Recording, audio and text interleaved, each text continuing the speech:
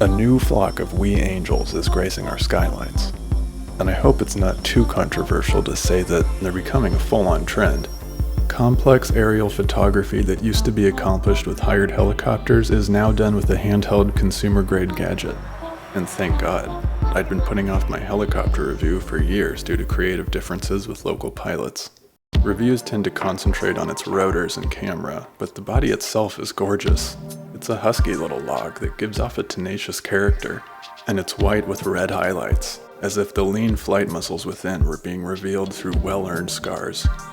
The propellers must be screwed on manually, no screwdriver or KitchenAid needed, but make sure to reverse twirl them a lot so you'll have a safe amount of curls stored up. The amount of these blades is excellent.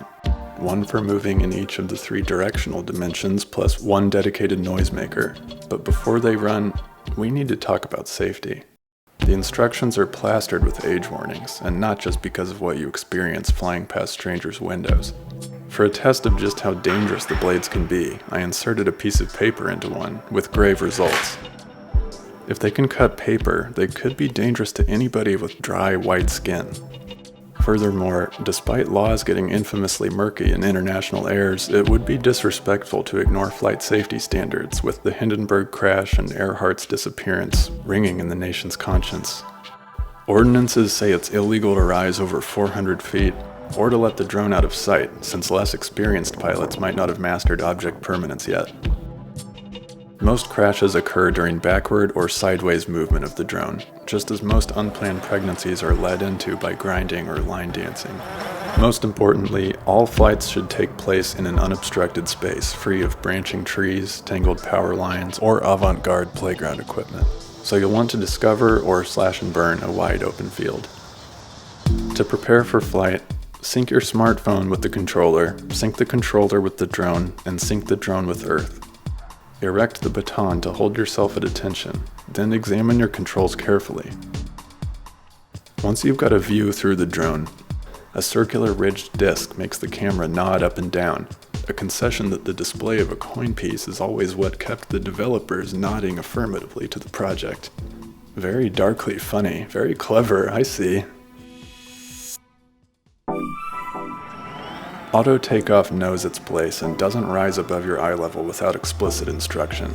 And the barometer knows that the drone has risen in altitude when pressures of the atmospheric and pure varieties decrease with distance from the Earth and my brother's trying to tell me how to fly it. Moments after takeoff, your perspective on familiar environments becomes radically unobstructed. With its effortless climbing, I'm now able to check up on a bird's nest I care about. And through aerial tracking, I discovered that a trespassing dog I wounded did in fact bleed out in a clearing just past my backyard. The only real difficulty with control is that, turning all about, you can get disoriented and forget if you need it to pitch to its left or your left, or if it's running out of batteries or you really need to sit down. There's no need to be a master pilot though, as 3 automated modes perform certain motions robotically. First, a follow me function can track a target. It works very smoothly at lower speeds, but the tracking can get choppy once the subject realizes what's happening to them. Next, an orbit me mode can circle a target within a tight, regular radius. This is a pretty powerful cinematic technique, and an extremely powerful defensive technique.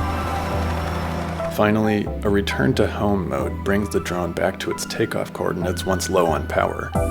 This disincentivizes foul play by returning forensics to users who may have gotten any big ideas from the weaponized drones operated by the White House.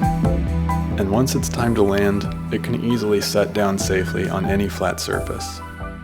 Really, just any spot will work that looks acceptable to your standards. Let's talk about the camera. The drone hangs its viewfinder low, with surrounding protrusions acting as shields, a gesture which humans mirror back to it when it flies near their faces. The camera shoots in slight slow motion at 30 frames per second due to relativistic effects, and has an HD resolution of 2.7K, which is plenty of pixels to clearly portray objects from high altitudes, at least if you're cooperative enough to wear a square-checked shirt.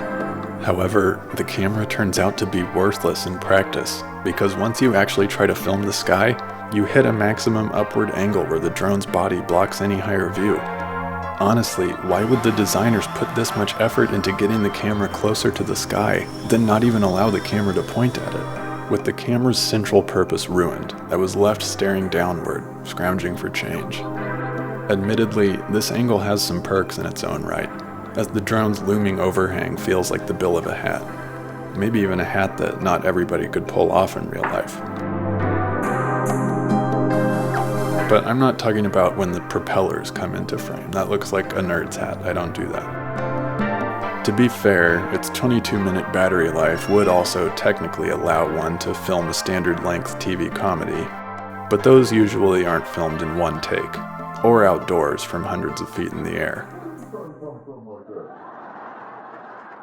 So as for extended uses, is it a delivery system? No. Despite excitement around Amazon's usage of drones for delivery, this one can only wield a light payload. The most I can fit on it is its own instruction booklet and extra controller in case anybody at the park wants to play catch with me.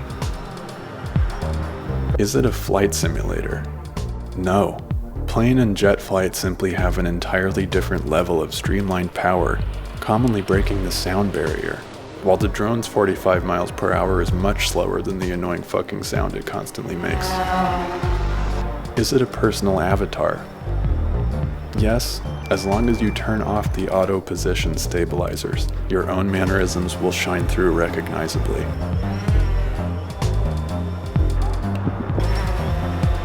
And you're gonna think I'm joking and just being really clever, but this manual flight mode is actually titled Attitude Mode.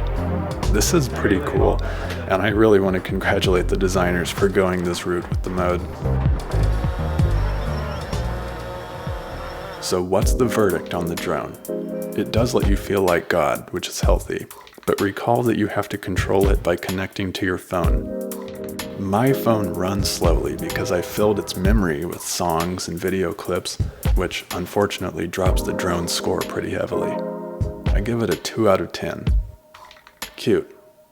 If you like these videos and want to see them keep coming, then make sure to click subscribe on some filmmaking tutorial channels and learn to make them yourself. Guys, get in on this! We're going now!